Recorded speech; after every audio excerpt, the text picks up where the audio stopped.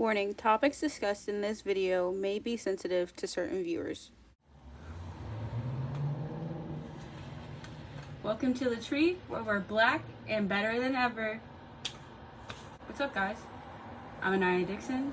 I am a transferring sophomore at Washington and Jefferson College, previously at Dallas Christian College in Dallas, Texas.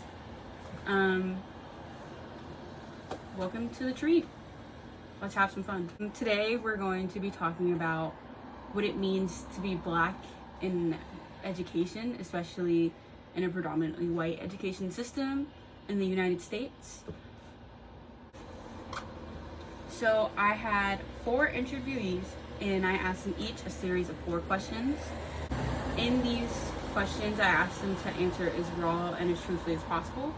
These questions were not given to them beforehand, just the research to go along with it. My first question for them was, how old were they when they realized they were black? Today I'm here with my friend Diamond McGrady. I met her in 3rd grade, and we went to elementary and middle school together, Manchester Academic Charter School. Diamond goes to Robert Morris University as a nursing student right now. Okay. I think I realized I was black when I was about, I would say, somewhere between 3 and 5. When I was in preschool and kindergarten, I went to a predominantly black school, and there was one Caucasian girl in our class, and we always wondered, why did she look different? Why wasn't her grandma and her mother used to pick her up? Why did they look different than us? And, their hairstyles were different and things of that sort. So I asked everyone around me why she looked different than I did. And it was because I was black and she was white and I knew we were different.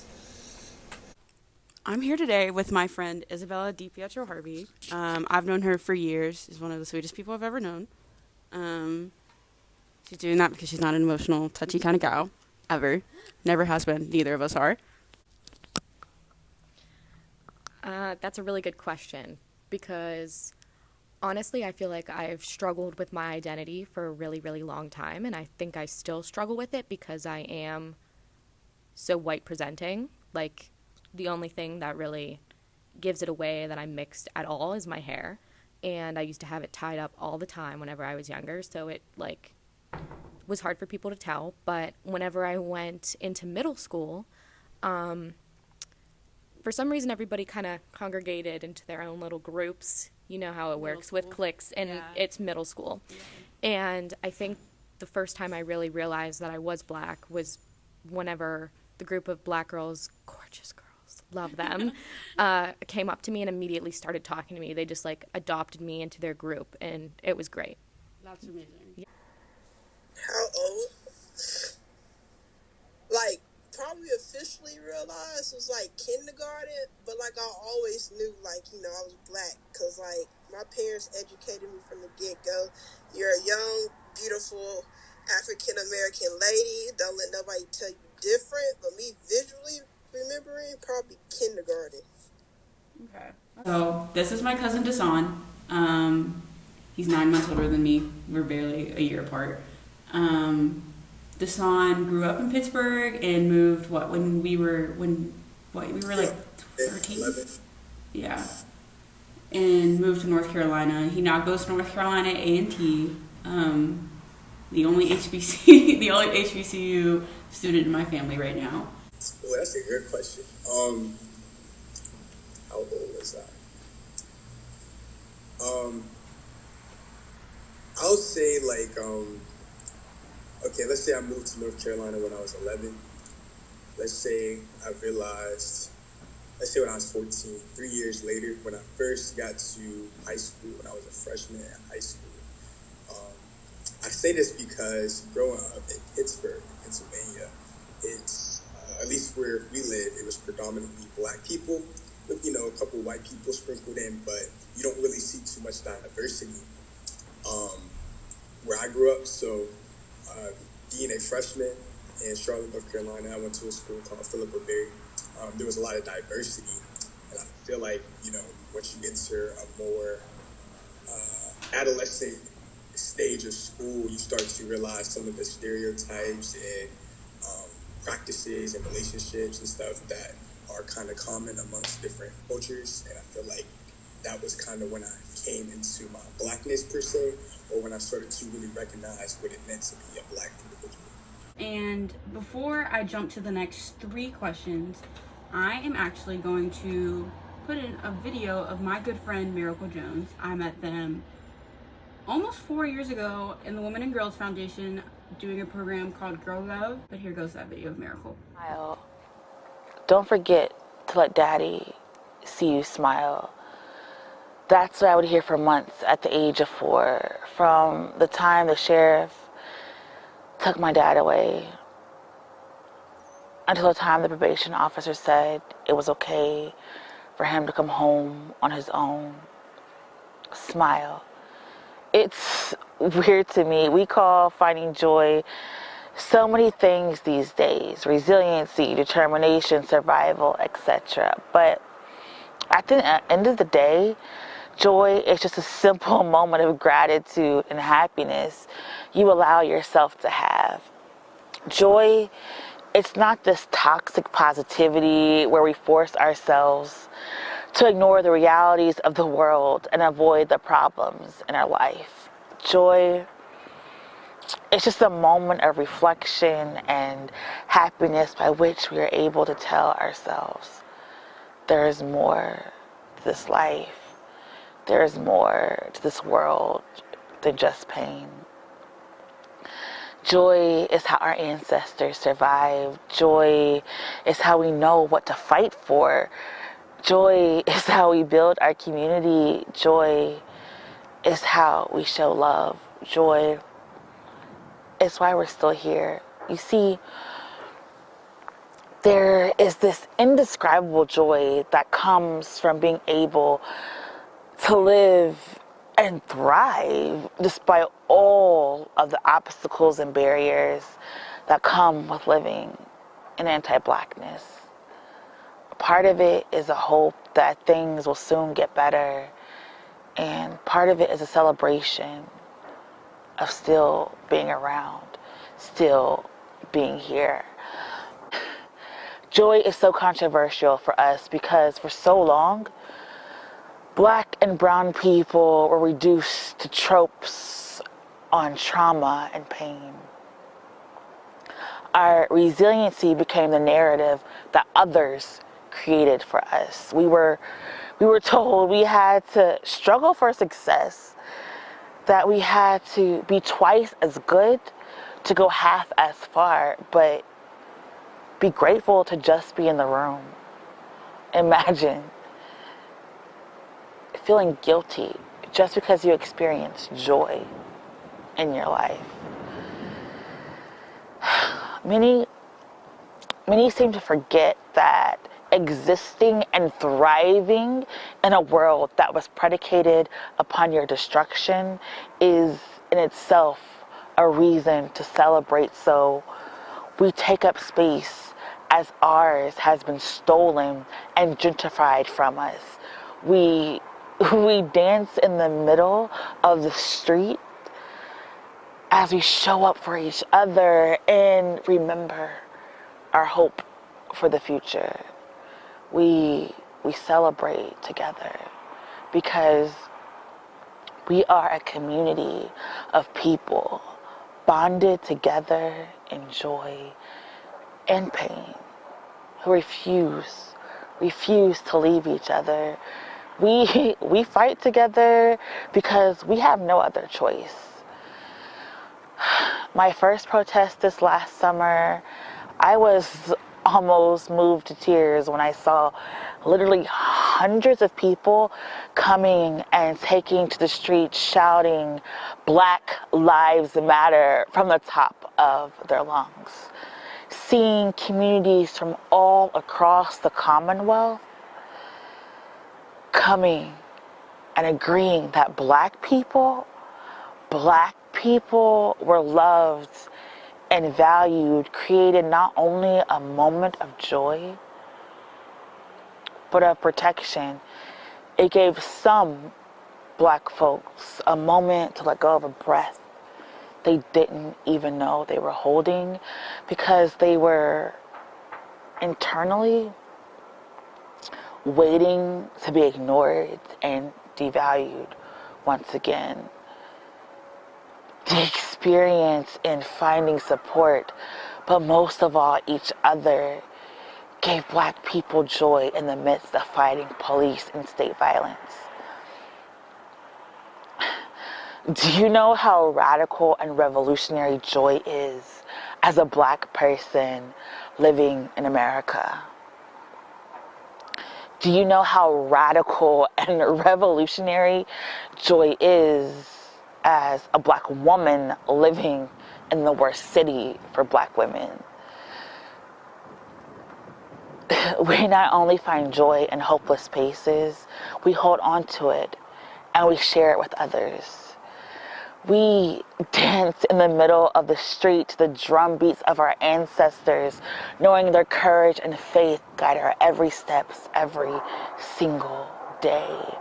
We find joy when we plan our breastfeeding circles, when we cry on each other's shoulders,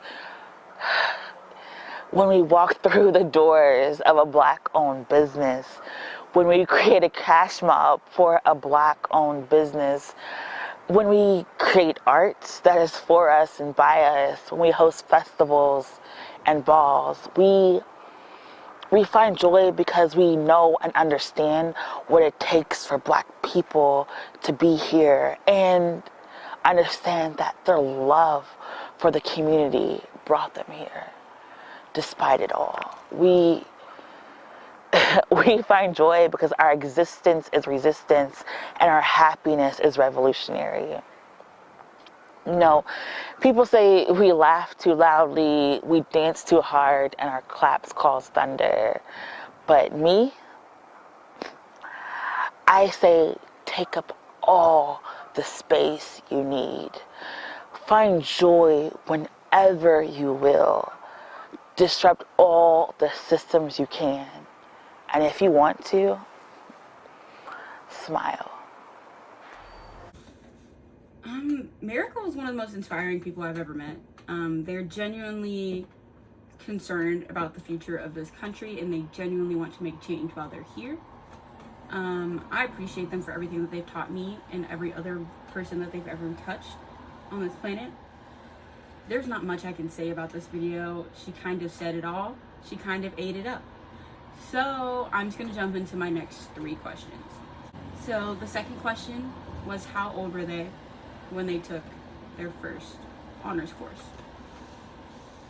And they were pretty easy. Between kindergarten and first grade, I was in my first honors class because I got bumped up a grade, and it automatically put me in like honors programs. And when I went to Urban League School, I was already in honors programs. Then when I went to Manchester Academic Charter School, I was in an honors program with Mr. Shaughnessy.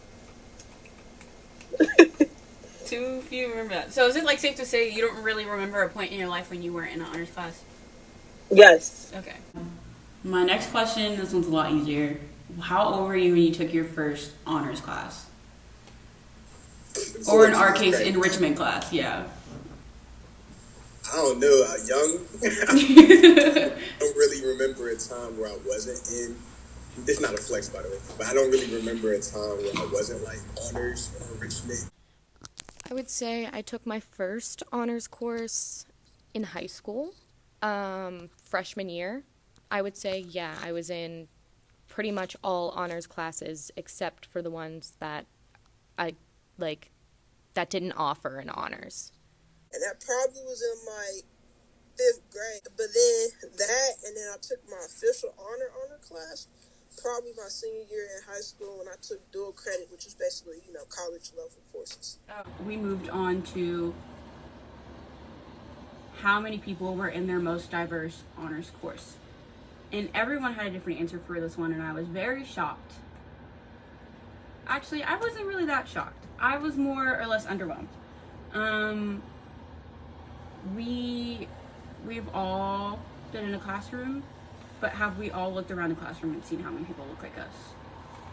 For white people, and usually there's a lot of people who look like you.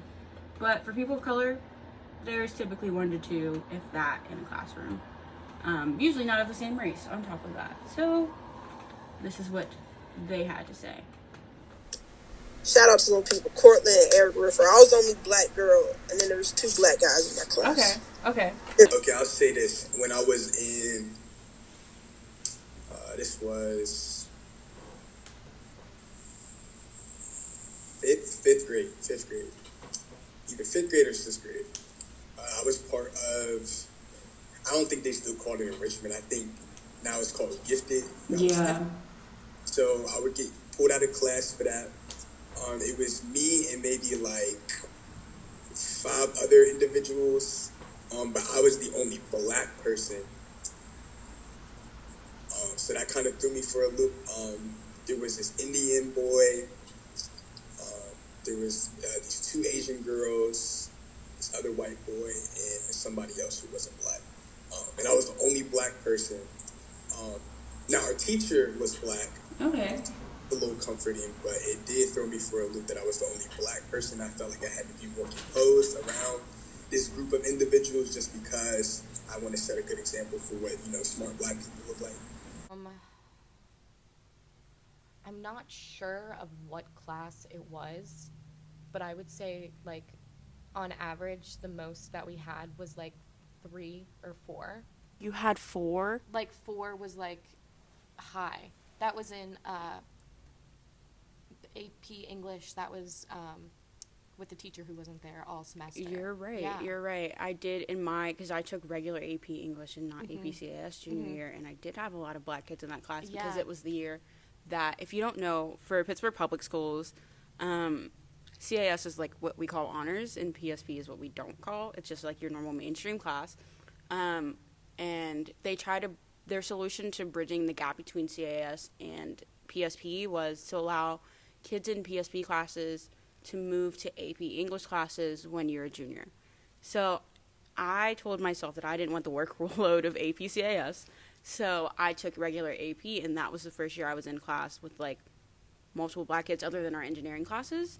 And there was a lot of black kids in there, like, now I think about it. But other than that, I think it's always just been me and Dakota, just 2 people. Yeah, Dakota. Oh, my God. Love Dakota. Just me and Dakota. I miss him. So how many black kids were in your least diverse class? As someone who's been to all black schools pretty much your whole life. I was in my anatomy and physiology class, and I was the only black person. So I guess that's your answer. My final question for the interviewees was, what do they think we can do to improve the schooling systems to be more inclusive for people of color, and specifically black people? And honestly, the answers were pretty concise. We all generally had the same answer, because these are problems everywhere and not just where I'm from. And that was the goal of the interviews, was to show the perspectives of people from all different regions of the country that I could find. There's a lot of stats on this, and I could go on for days about the statistics, but that's not as fun as watching people answer the question. You know what I mean?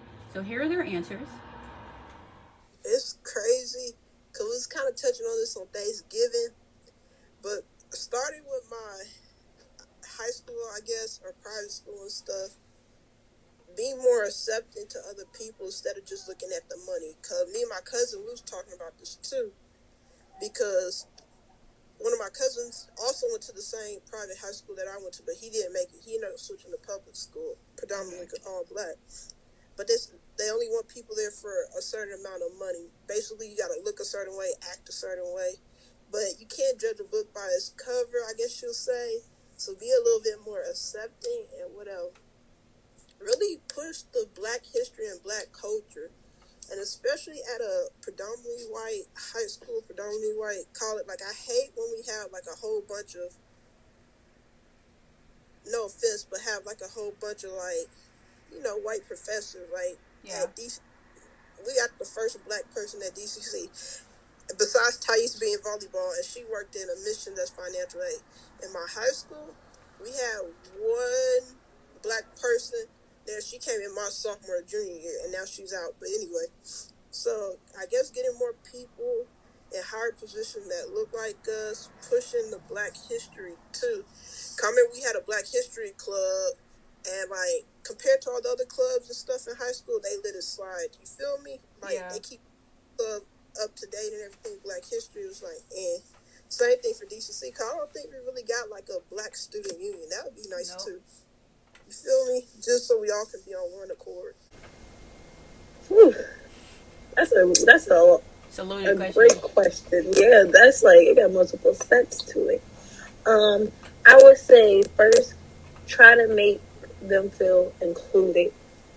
Like, have more activities that deal with their culture. I will also say offer more for them for their culture, because everything is like has to do with the basics. What are you bringing to the table for the African American students?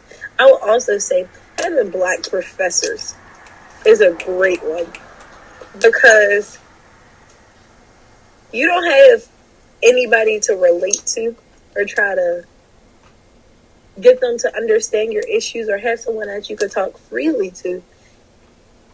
And sometimes race falls in there. Maybe a black student will feel more comfortable talking to a black professor. Things of that sort. I think that will really help them. I could say when I was at RMU, I only had one black professor. Hey, at least you got one.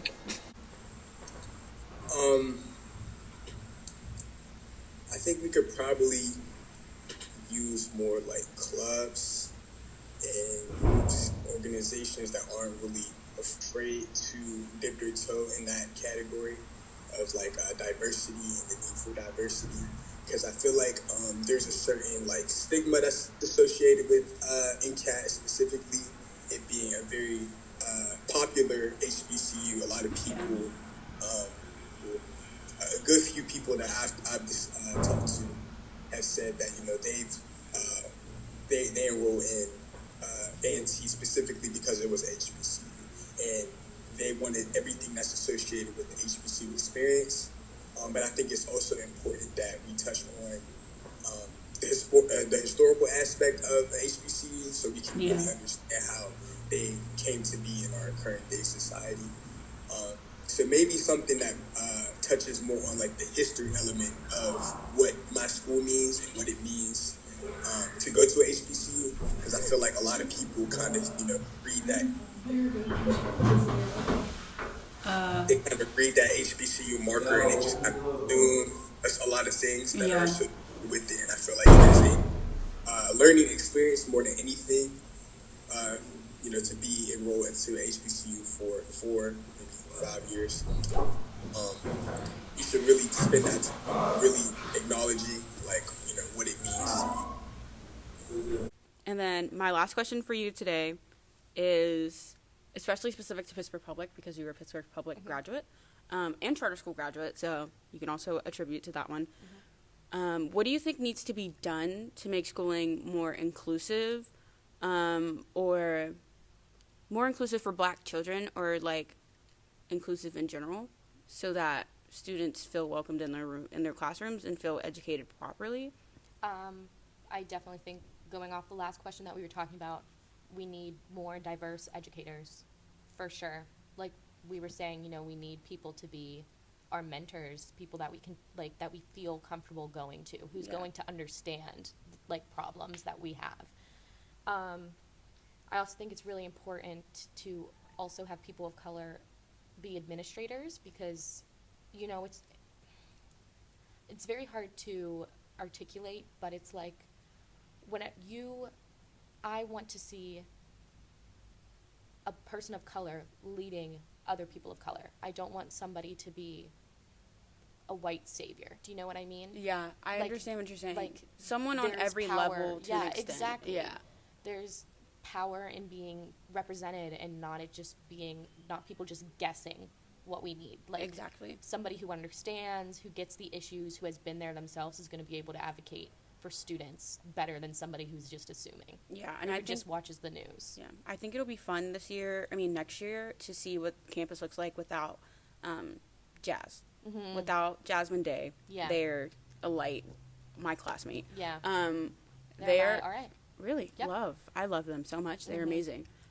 But they've been holding that Yeah. these last couple of years. They've been carrying the Black children on campus, especially with BSU. Yeah. And they make so many things happen here, and they're trying to pass this torch to, like, Yafeo and everything, but I want to see how that unfolds, because we don't have someone on every level. Right. Like, we have Dineva, but she hasn't been there. Yeah. Like, she's brown. Yeah. Yes, and she has experienced very much, like, she's experienced everything that we probably have, Right. but to a different extent, you know? Right. Like, there are things when we walk into a room, there's a difference. Yeah. Oh, for sure. Yeah. Yeah. Like, there's always going to be something different about that, and I would love to see how the school handles that Right. going forward, and how they actually move Yeah. for children of color, because I know Jazz has, like, helped so many students on this campus Yeah. through And Res Life Jazz and is, everything like, that they can. Yeah. A needle in a haystack. Like, they're 1 in a million. Yeah. Literally. Genuinely.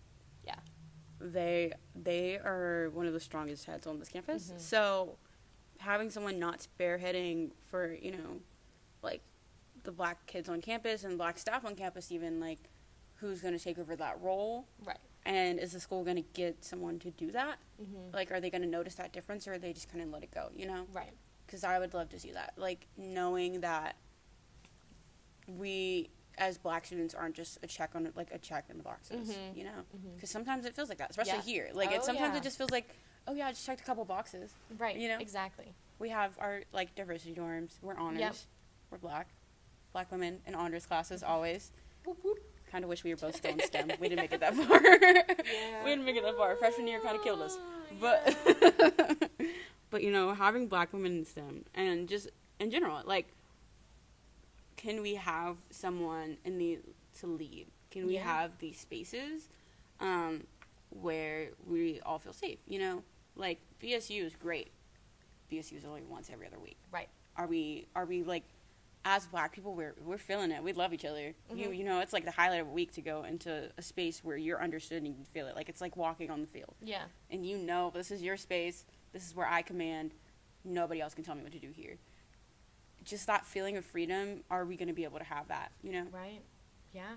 I mean, it's already hard to even, like, even still with that, it's almost trapping to be not represented in a college. You know, Yeah. you get out of high school, you think, okay, like, we're going into the real world, and this is the real world. Like, underrepresented, underappreciated. Extremely. Heavy Everything. on that. Underappreciated. Heavy on that yeah. one. Heavy on that one. Yeah, oh yeah.